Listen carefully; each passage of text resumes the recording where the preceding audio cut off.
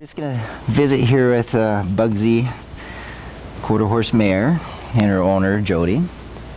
I thought maybe we'd do a little before or after type of, since you haven't seen some of the progress yet. I thought maybe you'd like to share a little bit of the reasons why you brought the horse to me in the first place. Sure, I would like to. I found Kevin's ad, and I had Bugs for a while, and she was a horse that I could not sell because I wasn't comfortable riding her and wasn't comfortable to have anybody else, come to my place and get on her. I didn't feel that, she was safe, and I just, couldn't just drop her off at an auction or anything like that. I had a bond with her, but when I bought her, I do believe she was pretty fast-tracked. They had said 30 days. Okay. And when I got, it was a really small indoor arena, and in the middle of the winter, and she walked, trot, loped, picked up both leads, and I was like, whoa, that's impressive, and so I took the horse home, and spring came, and worked with her. I found out how green she was. So lo and behold, I did find a trainer to take her. Okay. And I guess that's where everything really probably went backwards. Okay. Do definitely know that there was some, emotional and physical trauma she endured. He definitely was hard-handed, and she came back a whole different horse. She was totally didn't trust anymore.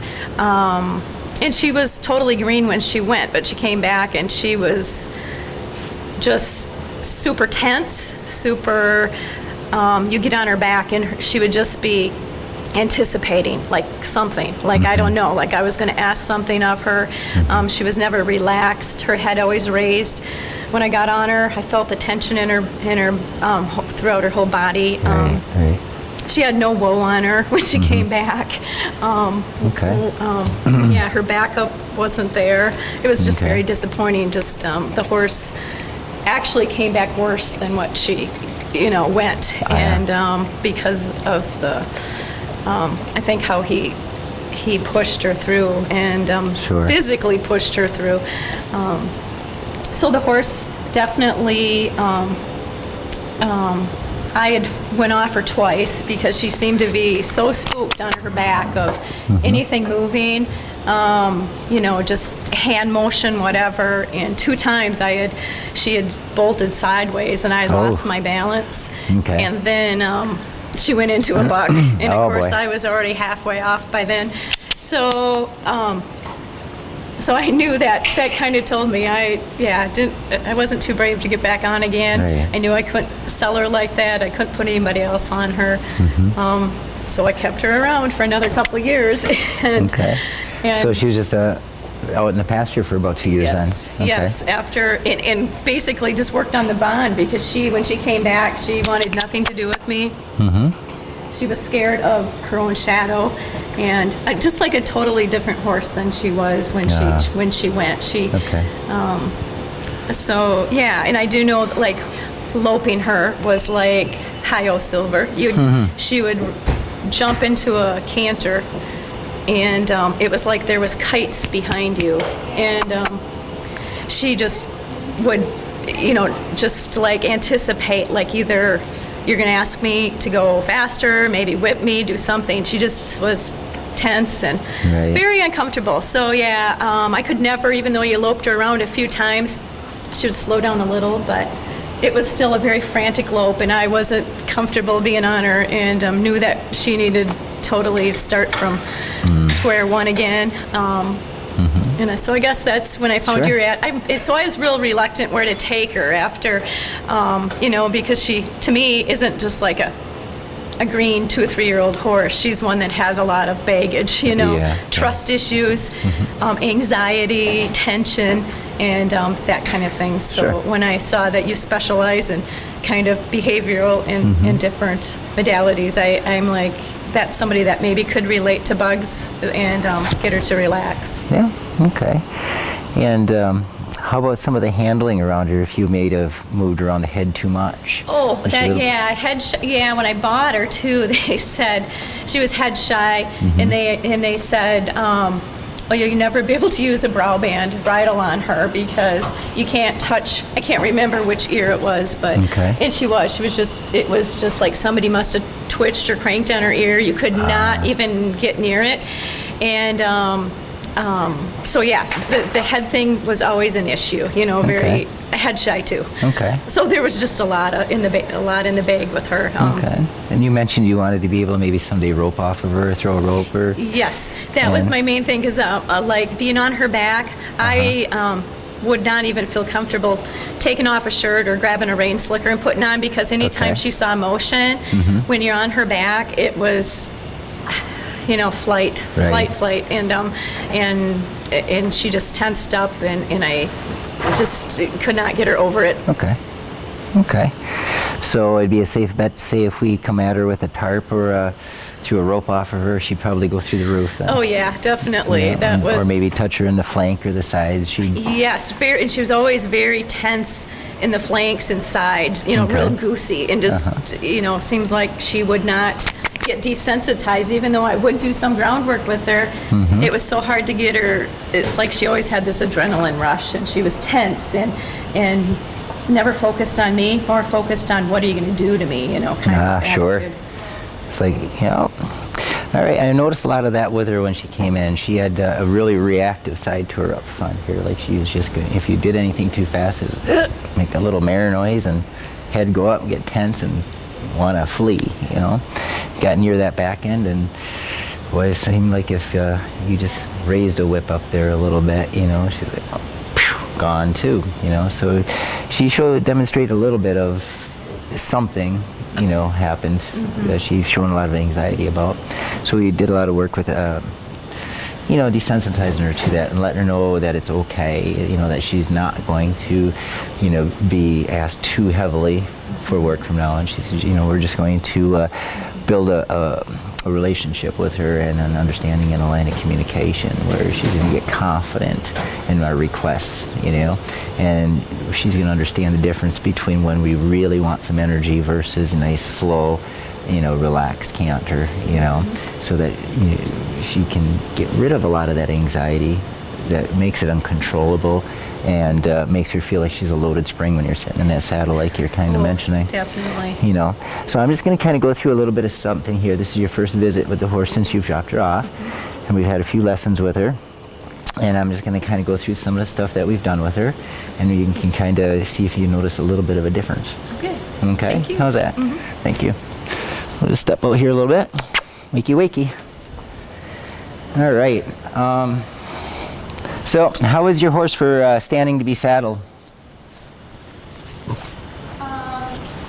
Patience. Yeah, the pace. I mean, I can't really remember now. Okay. That's totally, not her. I mean, she would be more tense and anticipating. And it seemed to me that her head was a little bit higher when we were trying to... Her head was, and neck were very raised. So we worked on that a little bit, but that's all coming with the trust and the line of communication we're developing with her. And one thing I did notice with the horse, the attention span still needs to be addressed a little bit. She's kind of wandering off with some voices out there. But even the saddle pad, when I tried to put the saddle pad on, this whole area was real, if you touched her there, she'd sidestep out, and just tighten right up. So, we did a little bit of work on that where she can handle it so we can come up like a grizzly bear. And she's probably going to deal with it a lot better. So, and I don't have to hold on to her anymore to walk around in circles and say, hey, wait for me. So we can, first, let her see if she has any anxieties about the saddle. Care less. So we'll just go ahead and throw that up there and see how many times she wants to walk off on us now.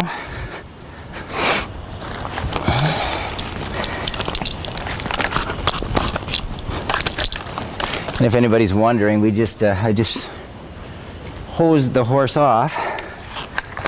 Well, we dropped our little cushion, but that's all right. We'll use it without.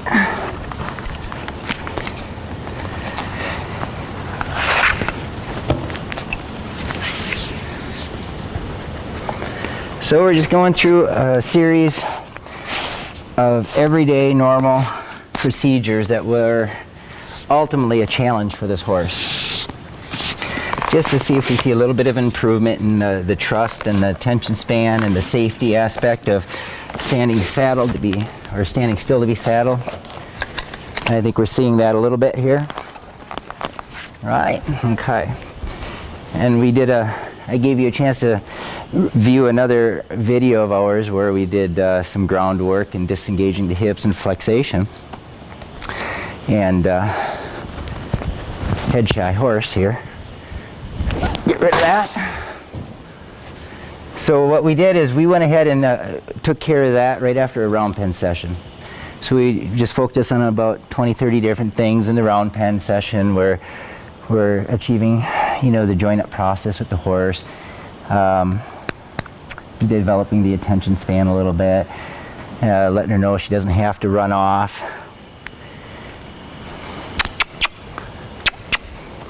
Getting her to pay attention to the handler a little bit more. So if we want her to follow us around,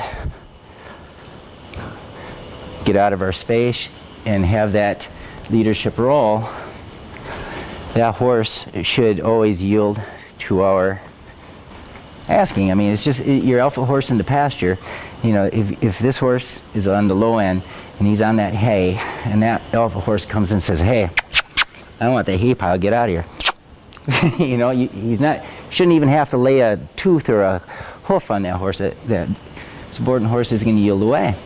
On another respect, though, if we want to have a little safety in the stall and keep that butt away from us, it's very useful. I mean, if we drop our crop on the ground here, instead of sticking my head down by that back leg to pick it up, I can say, disengage that over, and I can pick up that crop safely. So we've got that line of communication. If I want to work on this fence over here, I can have that horse get out of my way. I don't have to worry about her running off. And we can just play around getting that attention span. Isn't that cool? So we can just, when we go home, play with this stuff here a little bit. Have her lock onto you. When you're picking up the stall or something like that, have her follow you around. Give her a job to do. Stay with you a little bit. So that's kind of cool. We got all that established. All right, so some of the things that we've done after the round pen session, and there was many. We'll have a video that everyone can watch for my round pen session. We can kind of see everything that a horse goes through in that process. Describe to me how tight this neck was. Oh my, very tight. Right. Neck and head were raised, up to the saddle horn. I mean, she had a very tense, bracy look to her. Right. So to say that this would be possible here was probably not going to happen, right? No. So, in my other video, we explained the importance of having this whole total neck and head and mind and shoulder relaxed, so we can have a safer horse to ride. Put some safety tools in, such as teaching her to bring that nose around, and teaching her the go forward cue, what your legs mean, by asking that rear end to disengage. Now, ta-da, drum roll, your non-existent backup. How's that? That's amazing. And then to see that her neck is level and her nose is tucked. And that vertical flexation, or that breaking at the pole or tucking that nose, that was a chore to try and get through, but she's picking that up. And that braciness in the front end, she would rather have drug her feet backward than release them. And when she did, it was, full of anxiety and sometimes stepping on herself and causing more of a blow up. So by doing these exercises alone here, really helps her to understand where to put her feet. And we're getting a good crossover. Now she's no longer stepping on herself. She's getting her body and feet in a position where she understands to transfer that energy from the disengaging crossover into the backup. So all we're doing is redirecting the energy. We're breaking everything free by teaching the horse to disengage off the hindquarter. Then we can develop and use that energy into the backup. Once we've got that free, then we went ahead and focused on the vertical flexation, which you're seeing here. So when we ask her to back up, put the two together, you got a nice little show pony instead of, you know, and that's really the way she acted like.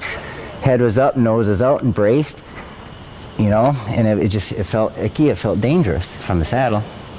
So we addressed a little bit of that. Now, spookiness. Whoa. Stay. Ground tie.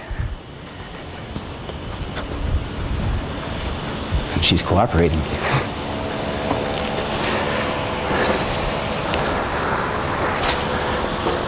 We'll just grab our equine torture equipment here, I guess. I really won't edit that out. So, do you think the horse was going to be able to handle any one of these objects? No, I tried. Okay. She just, anything that came at her, I think from where she went the last time, she must have thought that it was something that was going to hurt her, or, you know. Sure, sure. She instantly, you know, I could get her, if the tarp was flat and there was no wind, I could get her to walk on it, but if you lifted it up like it was coming at her. A little bit of movement underneath this front end. Oh, yeah. Right, maybe that noise. Yeah. Tension, panic. And I did notice that with her, and a lot of horses that are bracing the front end really have a fear of something kind of coming in at this angle right in here. And some of them will just strike right out, and some of them will just, but you know, you get a horse like that, and that's a horse that can be a potential rear up and flip over horse, you know, or going into bucking. So what we did is we got her used to a lot of this stuff. Any type of fast motion around her face, if I just kind of went like this with my hand in front of her, she'd step back, you know. So now we go from there. See, we got a little bit in that area down there, but it's a whole lot better than what it was. Okay? I mean, for this horse to be able to handle any of this, especially through this area, right in through there, or to come into this off eye, was traumatic for the horse. And like I said, when you're coming in to this area, a lot of horses really can't deal with that. So you help a horse deal with that to the point where they know it's not going to hurt them. You can have your turkeys jumping up in the woods, or your bunny rabbits hopping through the trail. And I noticed the noise aspect, especially up around this area, or on the saddle. The first time I did that on the saddle, this horse came unglued. So I mean, imagine trying to put a slicker on, or trying to, if you can hear that, this microphone probably picks it up pretty well. And she's a little worried about it, but this horse was having nothing to do with that before. Especially, you've got a lot going on here. We got that bag on the other side on the off eye, which could send the horse potentially into me if she was still flighty, so we gotta be careful of that. But otherwise, all this noise here,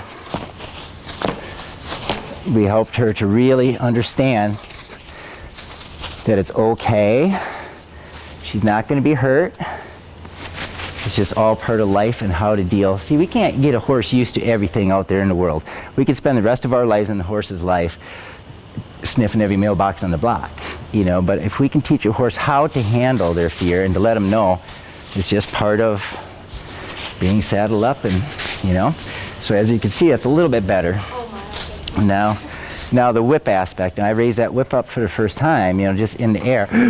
Around that round pen she went at Mach 1. So probably a safe bet to say that's a little more improvement on that aspect as well.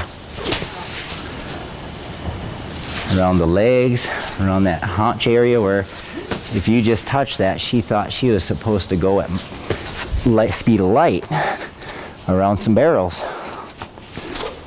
So we can have that touch in her and just really up that, make some noise. So, do you see any improvement there? It's like not the same horse. Wait, we're not done terrorizing your horse yet. All right, and you did mention that you wanted to, we'll still work on that flight aspect. A lot of horses don't like rein slickers. You mentioned rein slickers. Even brush up underneath the horse, we can simulate a lot of that with, especially when you've got noise, you know. So we can come up and get the horse used to all this stuff, especially a head-shy horse, getting them to tolerate this kind of noise up around the ears. I mean, that's relatively huge for a horse to be able to handle that. and especially a horse that might have gotten a few cracks in the butt with a whip, to be able to come up and to have a horse not even flinch and tolerate that, especially up to the flank area where they might have been spurred up quite a bit or over-undered. You know, to be able to tolerate that without that flinching, where I believe this horse, you know, would have really probably had a heart attack the first night if I would have just come up and kicked my head right off and went running about 3 miles across the country. But we've got a horse now that is doing a whole lot better with dealing with all this noise. Not more trusting, tolerant, and as people would like to say, more broke, more kid safe, husband safe, whatever you want to put it.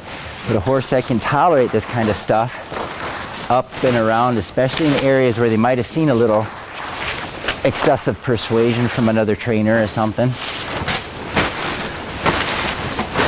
and coming to the off eye, especially on a head shy horse, right? I mean, I think it's a little bit safe to say that we would be a lot more safe in the saddle if we were to be on this horse, and she's going to deal with life a little bit better.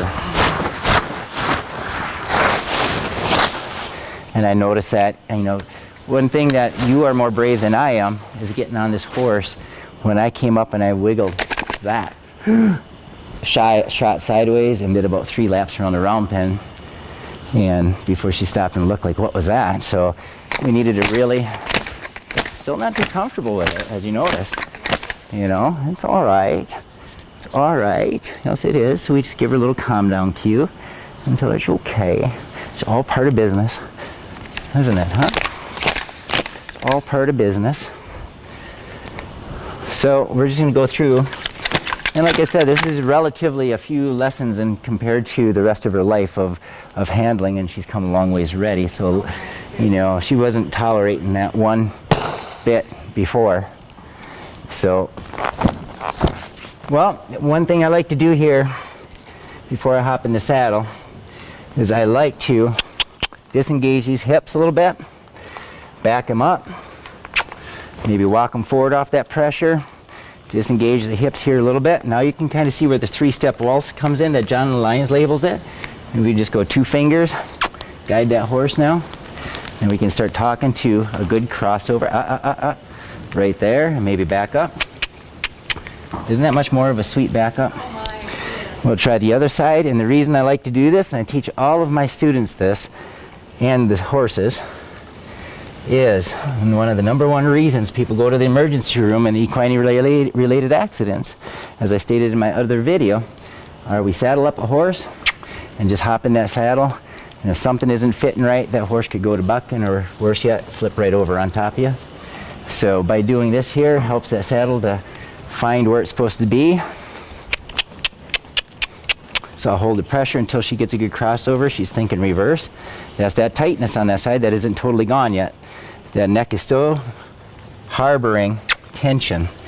Once we can disassociate that neck from those hind quarters and understand the 2 different cues, then we get a good crossover. And then we get a better backup, collected. Because it's like walking and chewing gum at the same time. First we got to get the brakes off of the backup, off the feet.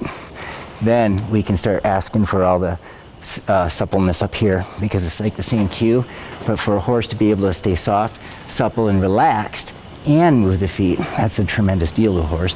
So we got to start by just breaking the movement free, then working on putting the 2 together. And that's where we're at with this horse right now. So as you can see now, by just doing that a little bit, we've got quite a bit of slack. Yeah, and I cinch that up at first. Sometimes horses, they say hold wind or suck wind a little bit when you're saddling up, but a lot of times the saddle just needs to find its own fit up in the, you know, the groove. So we can go ahead now, retighten that up. Look how much we gained by just doing this. So we don't have to get off the saddle later. It's already readjusted. And I really advise people, after you tighten it up again, just walk them out a little bit more, just to make sure you didn't pinch something when you're tightening it up.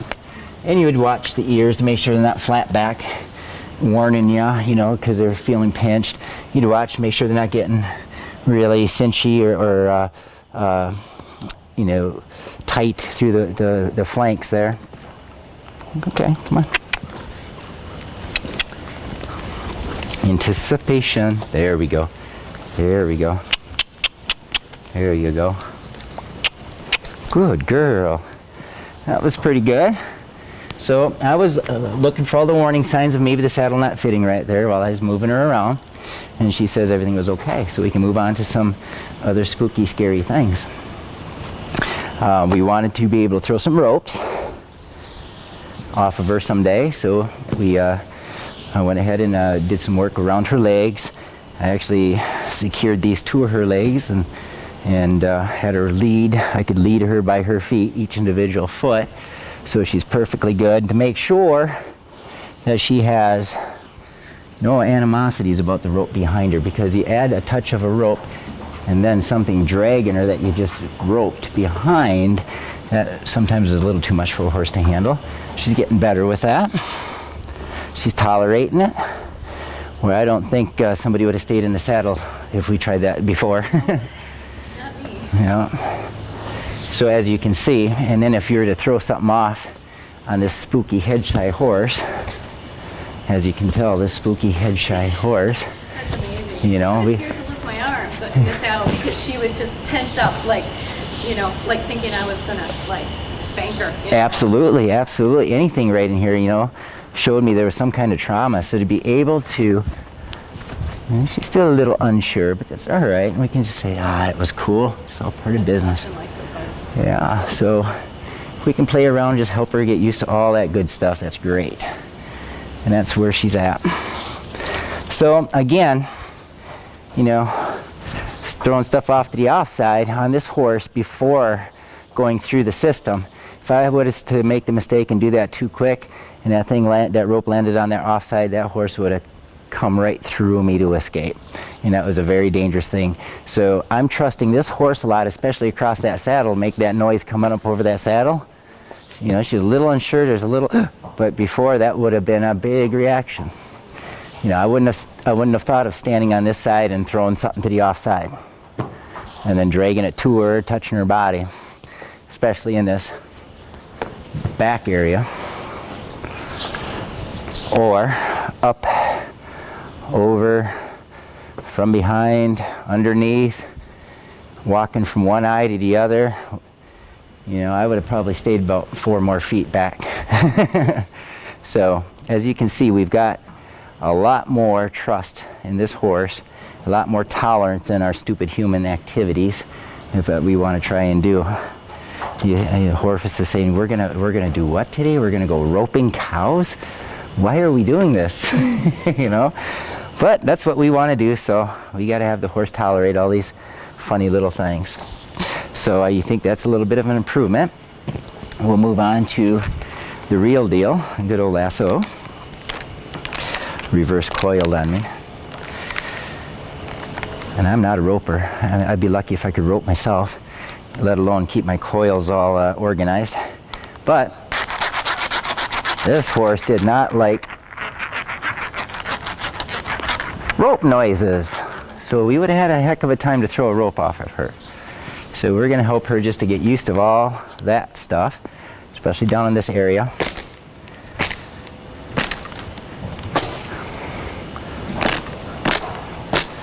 And the first couple of times I even thought of touching that saddle or these flanks or this area, any of this, and this horse was a big deal that we had to really do a lot of extensive work on to desensitize. But, you know, we're going to be banging up against that saddle on this side, on that side, and we need that horse not to, if we're focused over here, to sidestep out from being spooked. You know, that would be a bad situation, especially if we're in a herd of cows. So we need to have her handling all that, and then someday we want to be able to sort of rope, but get a little bit better of the noise aspect. If my microphone is picking that up, she really didn't like that too well before. So, and then to be able to throw that off through that eye, you know, there's a huge improvement I feel we've made. So I think we've hit your goal of being able to rope off of her at the start of it. You know, the start of a roping horse anyway. So now at least we can go into roping training. I have to go to a trainer to teach me how to rope first. How about back there? So in all directions. I never claimed to be a cattle rustler or a wrangler, so. I can't rope either, but I just knew if I could throw a rope off her, then I had a safe horse. Oh, okay. I thought we're. That's one thing, you know, from the trauma from the last place she went, I just knew that she was anticipating, you know, something bad. I think we probably safe to say we could probably throw a rope off her now once we get up there. Well, I'm going to hop up on this horse and we're going to test that theory. So I'll be your guinea pig to see if I get launched up into the ceilings, into the rafters. But I think we're on the right track. Oh, definitely. I'm so amazed. It's Okay. a whole different horse. Okay. A little bit more of a horse trauma, desensitization. But as you can see, around that back end is really huge. Around those legs, off to the offside, especially, you got that slap up from her underneath there. She didn't even show a flinch. So before, if I would have even touched her lightly like that, that horse was coming up off the ground and hunching and cowering. So we're really gaining some trust in that horse, especially if we're going to take that noise aspect and make the whip sound. See, any horse is not going to like that, but this horse really come unglued.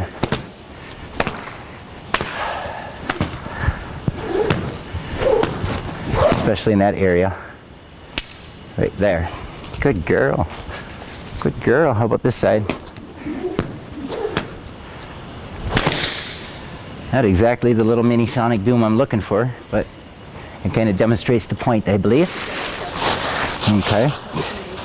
I'm still working on a little something with her for standing still while being mounted, but she's getting better about that. We'll just kind of maybe just throw this over here for now, I guess, in a pile. But we can see how she does from the saddle a little bit. And then we'll call it an evening and let her get back to her supper, which I interrupted her from.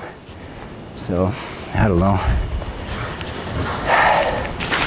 I don't know if I can get on a horse without my bag. Do you think we can get her to move? Barrel horse. So, this horse would like to walk off as you're mounting her. I know it's too much anxiety. And from up in this saddle here,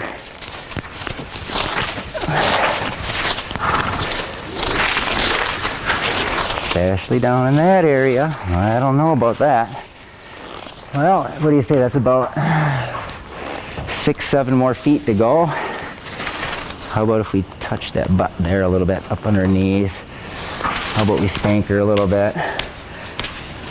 Which didn't take much to persuade her. All you had to do is make a gesture to touch back there, and this horse wanted to go run barrel race. So I think we've got a little bit more control and trust in this horse, don't you think? Say yes. Say yes. Yes. Yes. Yes, horse. Yes. Yes. Come on. Gosh, there it is. All right. So I don't know. How about we just play around a little bit more? Tail flip. And she said, "Quit it. I can flop my whip around too." What do you think of that? Is that all right? How about we back up a little bit? A little bit nicer of a back up there. All right. A couple of little more tests. One that she doesn't like too well. I'll have you help me out there, maybe. How about hand me the lasso? I'm a little bit slow here today, recovering from some injuries. How about we're going to add a little more to it. How's that? Make it a little more difficult for the horse. How about put that tarp halfway in there and cinch it down for me. There you go.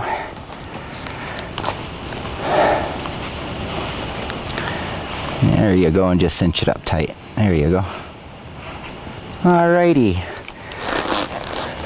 Something tells me I should be wearing a crash helmet. Alright, so we're just going to pull this spooky, scary object behind us. I've got a little bit of a story to tell you. I've known a few people to do this. and one in particular was kind of close. I had a friend of mine who decided he was going to tie his new horse out to graze on the front lawn, and he's going to tie it to an old tire. Well, the horse started moving that tire and it started following him behind him. Now you got a monster chasing the horse. Well, horse takes off running down the middle of the road, about a quarter mile away, meets the semi head on. When horse is going to flight mode.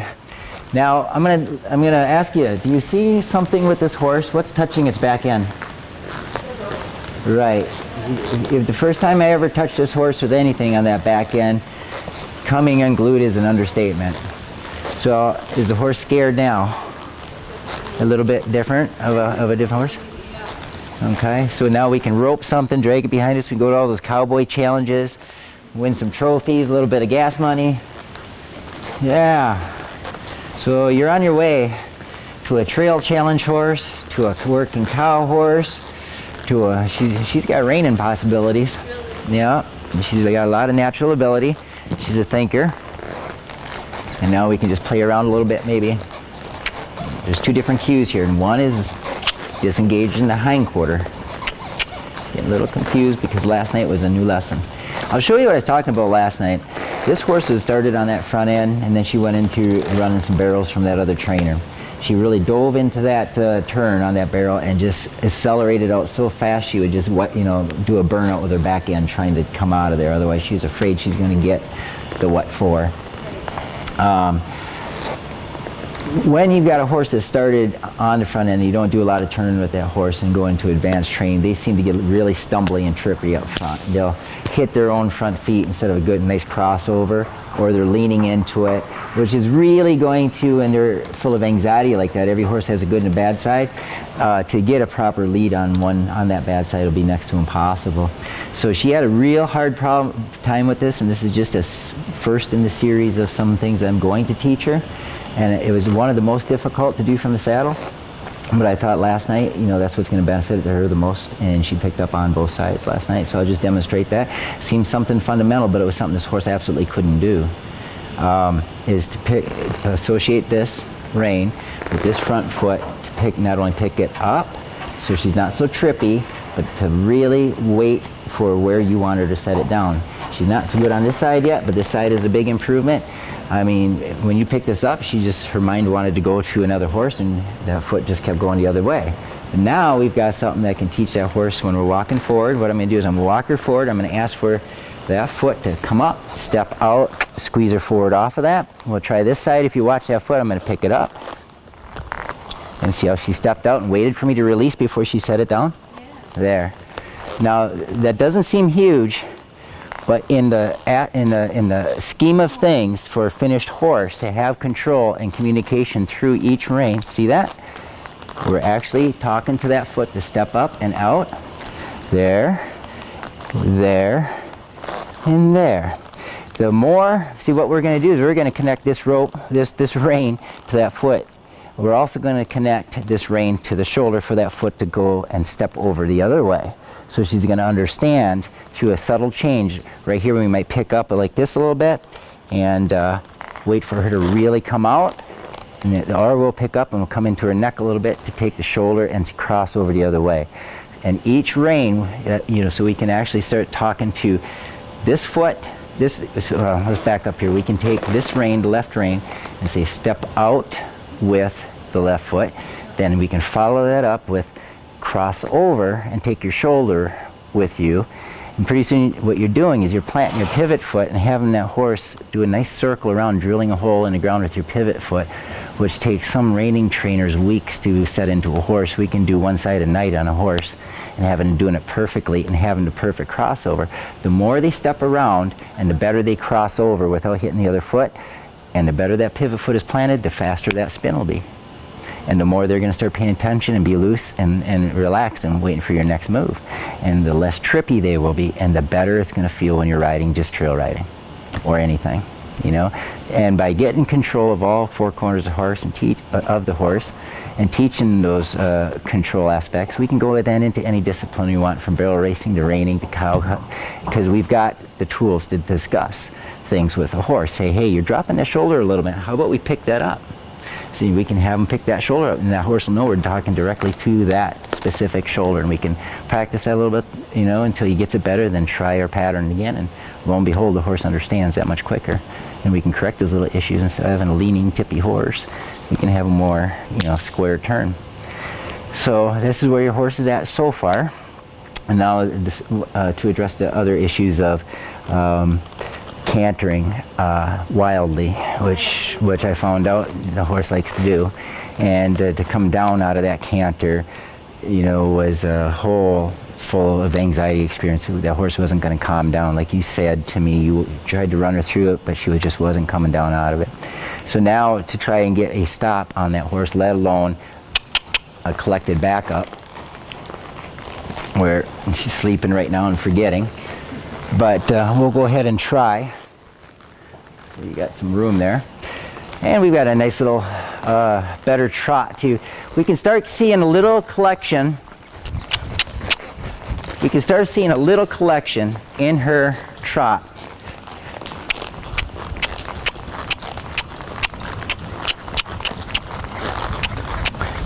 And we can actually slow that trot down pretty good to almost a in-place little trot. Isn't that just nice and smooth? And we're starting to see some nice collection and softness in that face there, which later on we'll see in the canter, but we're not there yet. So it's starting to look a little bit more pretty.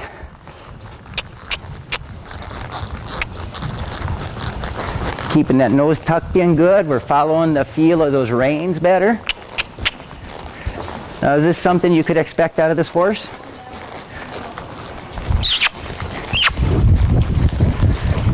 How's this look? Is that a little bit better?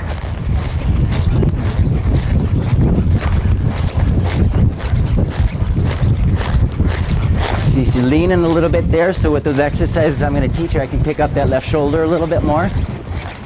Now how about we try a stop? Whoa. Did we have a stop like that when the horse came to me? Oh my.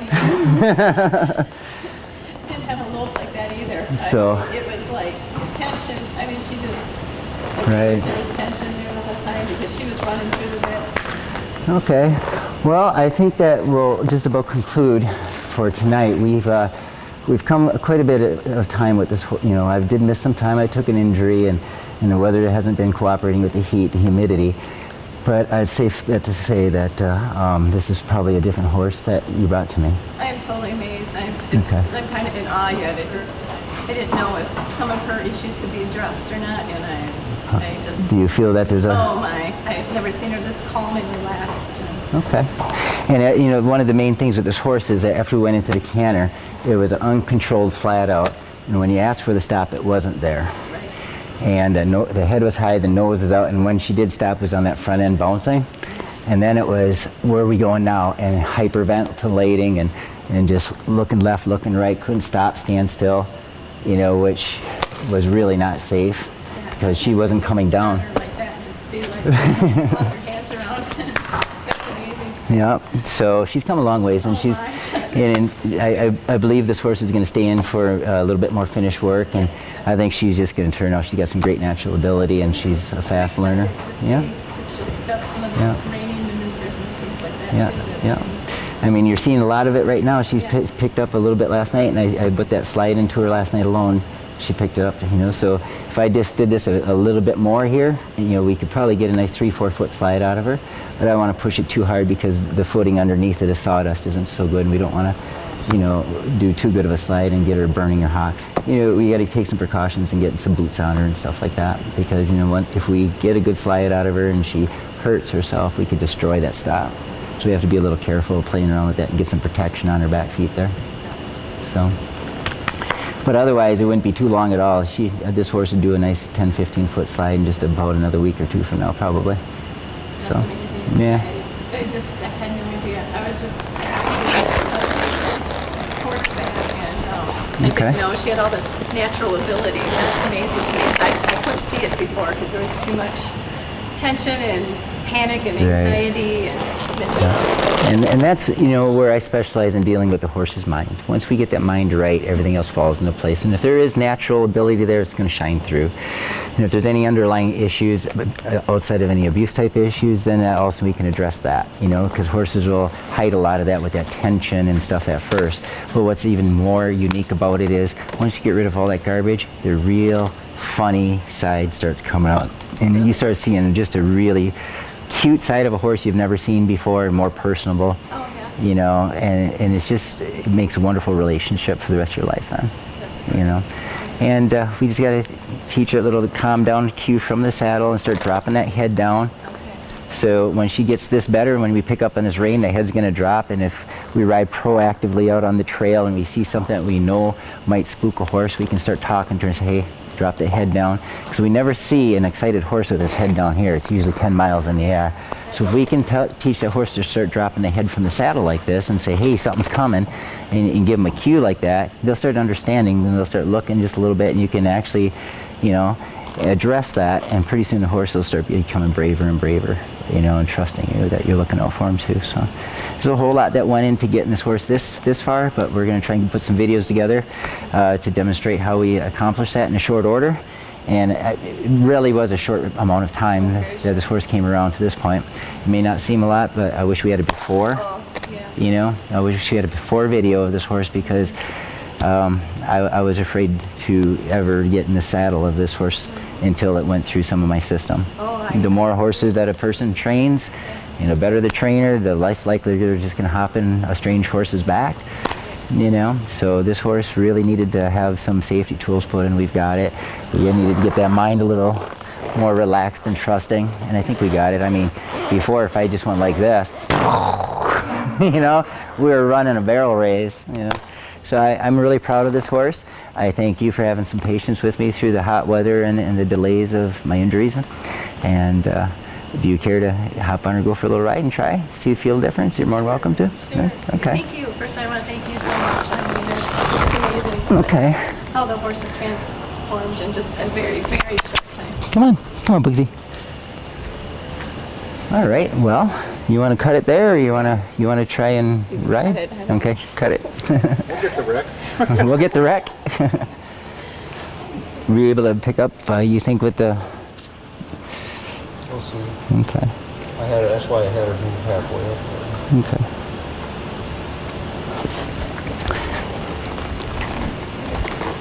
There we go. Oh my goodness, I don't think I've ever seen her neck this level. Oh, really? It's usually always, yeah. Okay. No, she already looks like a different horse. She's licking and chewing. She says she's all right with it. No nervousness at all. She dropped her head down there for you. And we want to remember to keep a good line of communication with this horse. I always try to tell people, and I'm sure you know this and heard this before. I'm going to have you make a promise to your horse, and you have to promise and make sure that you never break this promise. Whenever she does the right thing, we're going to give her a full release. So if we got any type of English training where we want to have contact in the mouth, at least through the training phase of this horse to help her to keep learning, we want to, when she does the right thing, total release. We can go through, you know, and connecting the reins and things in different, like dressage or English type of training. We can do that later, but it really helps a horse to understand a full release means they found the right answer. So through the training phase, I just like to have my students, you know, if we're asking for a left turn or for the nose to tip left, you know, full release when she finds that right answer. That way you're going to start seeing some licking and chewing. She can say, oh, okay, I understand. I promise that. Okay. So if you tell your horse, you know, if you do the right thing, I'll get out of your mouth, and I'll never break that promise, then you've got a trust and a relationship that will really develop and stay there. We'll go ahead and try whatever you'd like to do. And if you got any questions for me.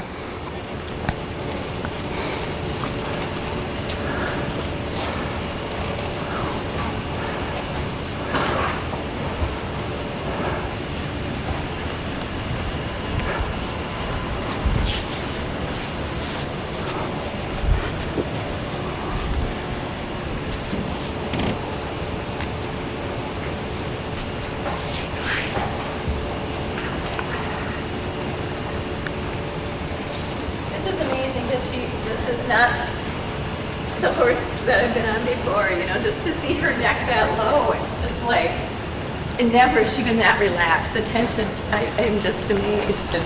Really? It's like I don't know how to, yeah. That's awesome to hear It that. is. I mean, the neck would be raised up and her nose would be out. And Okay. I'm just like, this is, yeah, like I'm riding a Western pleasure horse or something. Well, she's starting to look like one with a top line like that.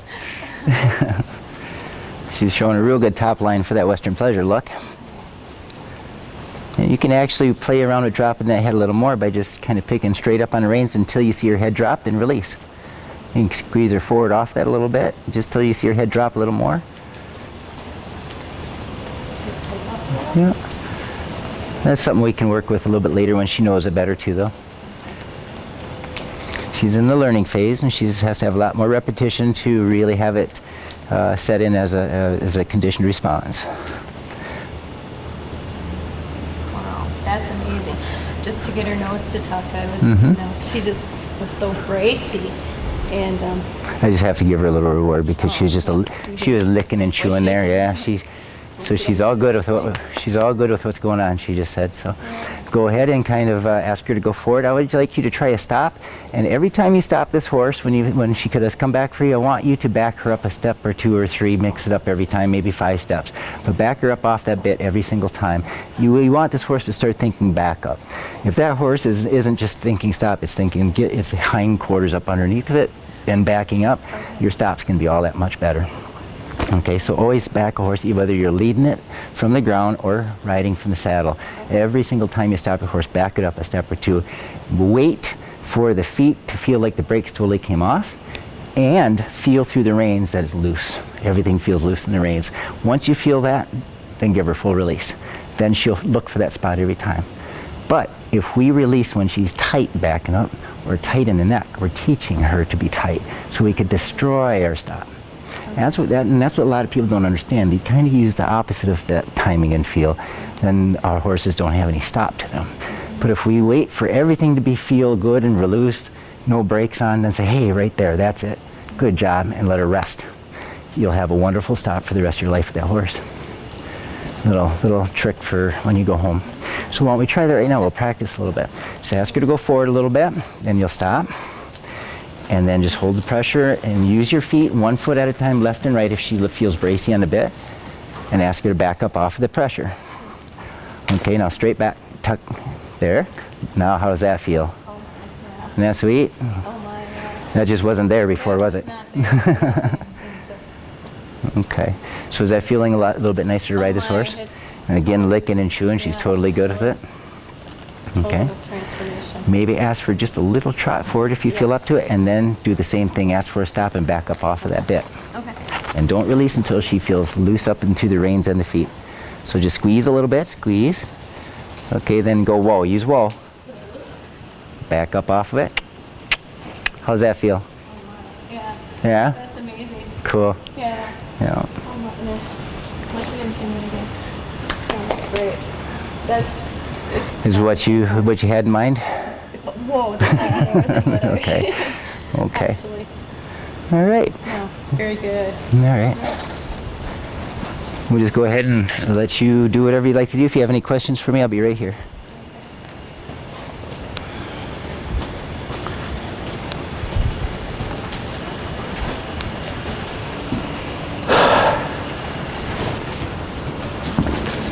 Bugsy, Bugsy, Bugsy. Yeah.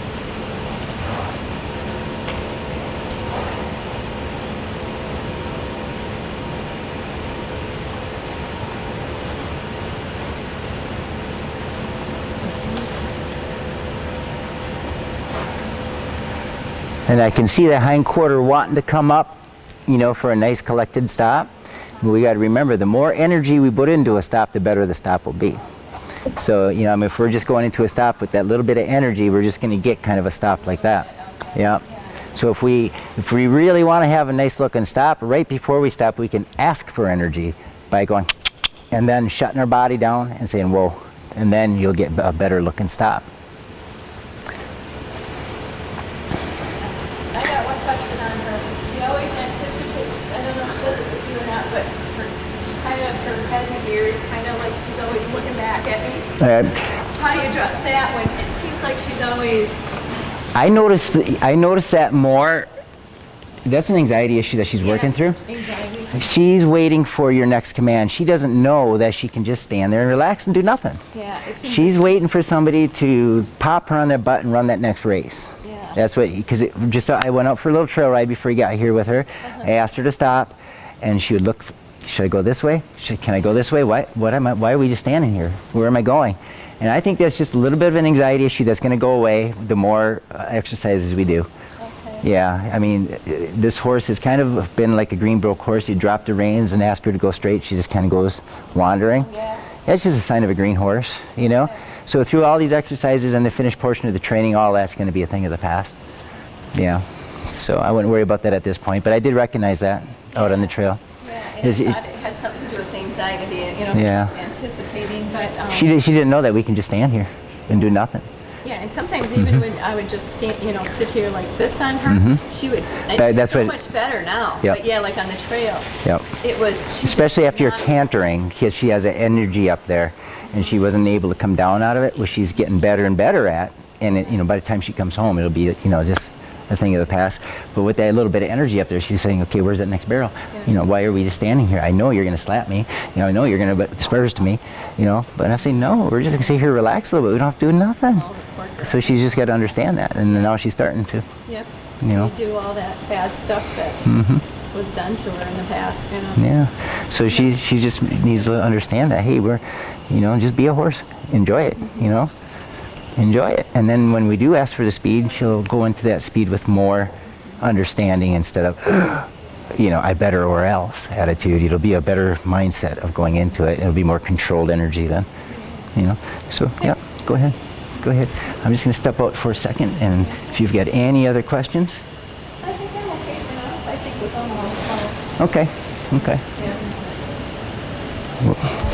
What do you think? Should we call this a night then? I think so. Okay. And I think the dismount is a little safer with her. She didn't really want to stand too still when we were getting off her. She got a little spooky when I came off of her. Yeah. All right.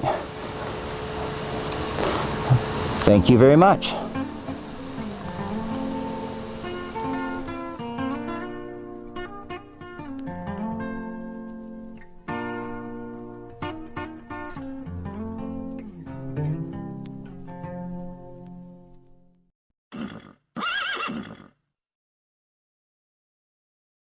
Meep, meep.